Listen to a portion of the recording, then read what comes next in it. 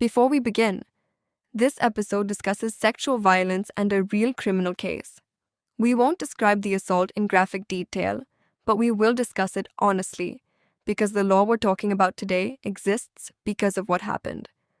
If this isn't something you want to listen to right now, that's completely okay. Take care of yourself and join us for the next episode.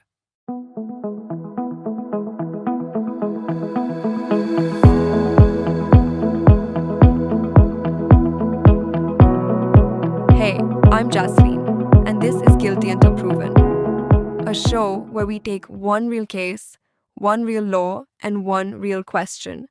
How does a country actually learn to protect its own people? This season, we're doing something a little different. Instead of jumping between random headline cases, we're going to follow one thread: how crimes expose the gaps in our laws, and how sometimes society forces those gaps shut. 3 episodes, 3 landmark judgments, one country slowly rewriting its own rulebook. Today, we start with a case that, for a lot of Indians my age, was the moment we stopped thinking of the law as something abstract and started asking out loud in the streets, why isn't this illegal enough already? It's December 16th, 2012. Delhi. Cold enough that people are wrapped in shawls at bus stops, breath fogging under streetlights. A 23-year-old physiotherapy student and her friend walk out of a movie theater. It's just past 9 at night. They need to get home. They do what millions of people in Indian cities do every single day. They wave down a bus. It looks like any other private bus. Yellow lights inside, a few passengers visible through the windows, a conductor waving them on. Except there are no other passengers. And in the next few hours, 6 men on that bus will commit an act of violence so brutal that when the details eventually reach the public, they will not just cause grief, they will cause rage. The kind of rage that shuts down a capital city. The kind that makes Parliament move faster than it has in decades. Here's the question I want you to sit with for this whole episode. It took a tragedy this extreme to change the law. What does that say about everything the law failed to do before this night? Now, here's the part of the story that actually connects to why we're doing this episode. What happened after her death is, in its own way, just as historically significant as the crime itself. Delhi erupts. Not in the way cities sometimes flare up and quiet down in a news cycle. This is sustained. Thousands of people, many of them students, many of them young women, gather at India Gate. They're not chanting political slogans. They're asking a very simple, very uncomfortable question. How is it possible that our laws let this happen? And what are you, the government, going to do about it? Water cannons are used on protesters. That, if anything, makes the movement bigger, not smaller. Within days, and I mean days, which is almost unheard of in Indian legislative history, the government sets up a 3-member committee headed by a former Chief Justice, Justice Verma, along with a former judge and a senior legal figure, and gives them a mandate: review India's criminal laws on sexual violence and recommend changes. Fast. The committee does something remarkable. They open it up to the public. Over 80,000 suggestions come in from law students, activists, survivors, ordinary citizens in less than a month. That's not usually how Indian lawmaking works. Normally, you're looking at years of committee reports gathering dust. Here, an entire country is essentially co-drafting a law in real time, out of grief and fury. Weeks later, Parliament passes the Criminal Law Amendment Act 2013, one of the most significant rewrites of India's sexual violence laws since the Indian Penal Code was first written in 1860. And in the criminal trial itself, 4 of the adult accused are eventually convicted. 1 accused dies in judicial custody during the trial, officially ruled a suicide, and 1, a 17-year-old at the time of the crime, is tried separately as a juvenile, which becomes its own massive national controversy that we'll get into in a few minutes. The 4 adults are sentenced to death. In 2017, the Supreme Court, in the case now recorded in law books as Mukesh and Anyara versus State, NCT of Delhi, upholds that sentence. After years of mercy petitions and legal appeals, the sentences are finally carried out in March 2020. That's the story. Now, let's talk about what actually changed in the law, because that's the part that outlives the headlines.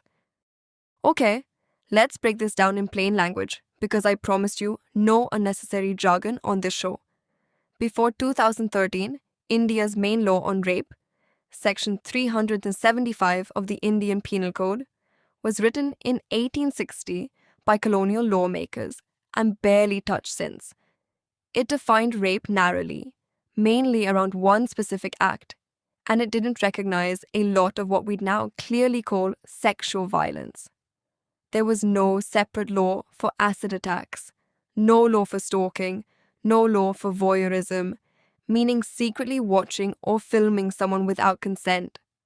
And there was no guaranteed fast-track process for these cases. Trials could and did drag on for years. So what did the Justice Verma Committee recommend? And what did Parliament actually pass? Point 1. The definition of rape was widened. It moved beyond one narrow act to cover a broader range of non-consensual sexual acts. Point 2. Entirely new offences were created and added to the Indian Penal Code. Acid attacks, stalking, and voyeurism became specific, named crimes for the first time, each with defined punishments. Point 3. Sentencing was toughened. Minimum sentences went up. For the most extreme cases, involving death or a persistent vegetative state of the victim, the death penalty became an available sentence. Point 4. The law mandated faster processes, time-bound investigation and trial specifically for sexual offense cases, which is where the idea of fast-track courts comes from. Now, here's the part I find genuinely fascinating as a piece of legal reasoning. When the Supreme Court had to decide, in Mukesh versus State, whether the death penalty was appropriate here, they were applying a much older legal doctrine from a landmark case decades earlier called the rarest of rare doctrine. In simple terms, Indian courts are not supposed to hand out death sentences freely, even for murder. It's reserved only for cases so exceptionally brutal, so calculated, that the court decides no other sentence adequately reflects the crime. The court looked at the premeditation, the extreme and prolonged brutality, and concluded this case cleared that extremely high bar. Quick detour. This is a recurring bit on the show called Ask the Bench, where I bring in a fictional character, Advocate Meera Rao, to answer a question the way a real lawyer might explain it to a friend. Just to be clear, Meera isn't a real person. She's a device I use to simplify complicated legal ideas. Here's this episode's question. People always ask me, if a law like this already existed for murder, why did they need a whole new law for rape and sexual violence? Here's the honest answer. Because for over 150 years, Indian law essentially treated sexual violence as a lesser offense, as something almost private, almost shameful for the victim, rather than a serious violent crime. The 2013 law wasn't really about inventing new punishment. It was about the law finally naming things properly: stalking, voyeurism, acid attacks. Once something has a name in law, it becomes prosecutable. Before that, in a lot of cases, police simply didn't know what box to file the complaint under. That's a genuinely important point, because a huge part of legal reform isn't about inventing brand new ideas of right and wrong.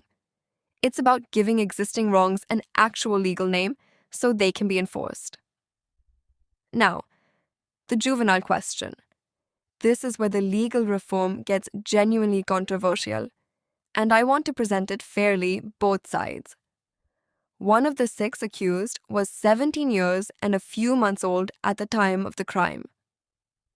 Under the law as it stood then, anyone under 18 was automatically tried under the Juvenile Justice Act, meaning the maximum possible sentence, no matter how serious the crime, was 3 years in a reform facility, not an adult prison, and definitely not the death penalty. This triggered enormous public anger.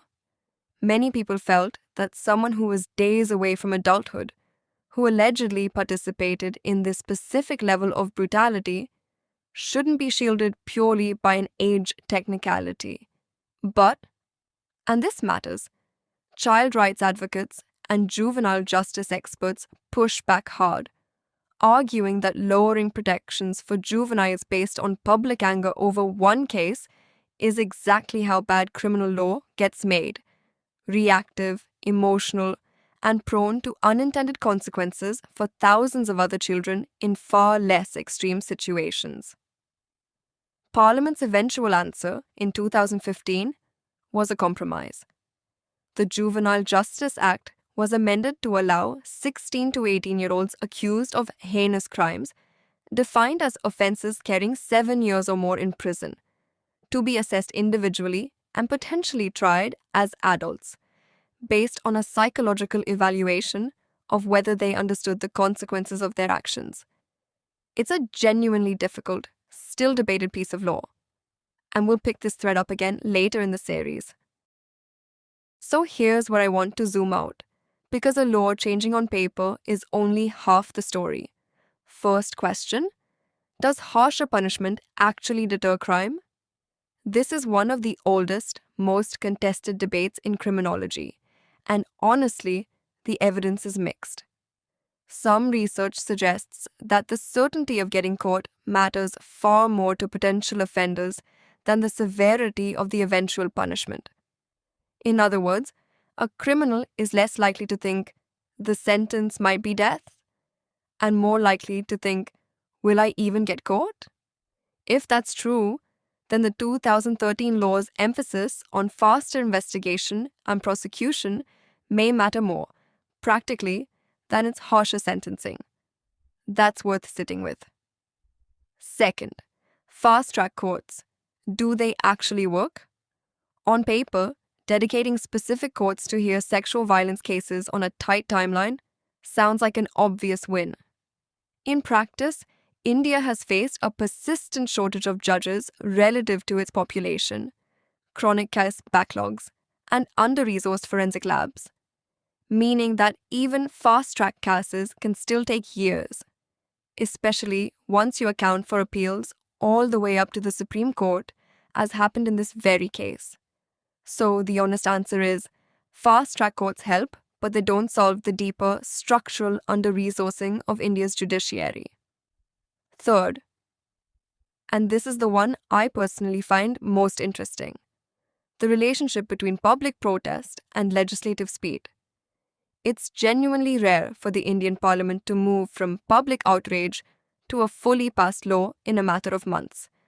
Compare that to how long other reforms have taken, sometimes decades.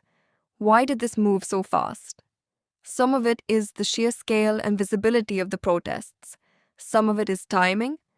This happened in an era of 24-hour news channels and an explosively growing social media presence in urban India, which meant the government couldn't simply let the story fade the way it might have a decade earlier. And that raises an uncomfortable question worth asking honestly. Should a country's laws really depend on how loudly and visibly people protest? What about the victims of similar crimes? And there were many before and after this one, whose cases never became national news and whose legal gaps never got fixed because no one was watching. Finally, and this connects to a global moment, this case is often discussed alongside a broader wave of public reckoning with sexual violence and workplace harassment that swept many countries over the following decade, including the global #MeToo movement years later. India's 2012 moment arguably predates that wave by several years, and some observers have pointed to it as an early example of the same underlying shift. survivors and allies using collective, public pressure to force institutional accountability rather than relying solely on individual court cases. So, where does that leave us? A young woman went out to watch a movie on an ordinary December night and never came home. What followed was, without exaggeration, one of the most significant rewrites of Indian criminal law in generations. New offences on the books, faster courts mandated, a national fund created for women's safety, and a still unresolved argument about how young is too young to be tried as an adult. Here's the question I want to leave you with, and I'd genuinely love to know your answer. Find us on social and tell us what you think. If it takes a tragedy this severe and protests this large to force a law to change, what happens to all the smaller, quieter injustices that never make the headlines? Should we be designing our legal system to catch those gaps before a crisis instead of after? Sit with that. Next episode, we go back 2 decades earlier to a village in Rajasthan, where a grassroots social worker named Bhanwari Devi tried to stop a child marriage, was brutally attacked for it, and watched the men responsible walk free from a courtroom. What happened next is one of the strangest, most inventive pieces of legal reasoning in Indian history. Because when the Supreme Court looked for a law to protect women at work, they discovered there wasn't one. So they built it from scratch. That's the guidelines born from a village injustice. Next time on Guilty Until Proven. If today's episode taught you something you didn't know, do us a favor. Follow the show and send it to one person who still thinks the law is just words on paper. It isn't. It's built case by case out of exactly the kind of story we told today. I'm Jazz. Thanks for listening.